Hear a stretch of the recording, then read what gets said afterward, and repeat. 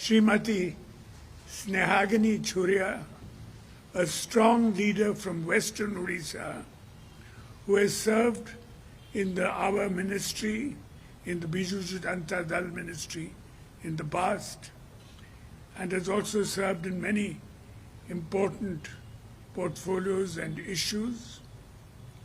She has always fought for the poor, the downtrodden, and women in particular, and has been a tremendous asset to the party. Therefore, we have concluded in our party that she will be the candidate from the Biju Janata Dal for the ensuing by-elections in Nuapara.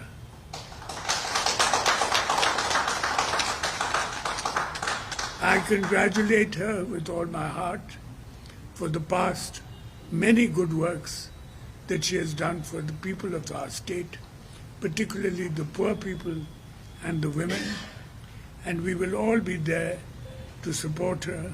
And of course, I will be visiting Nuapara.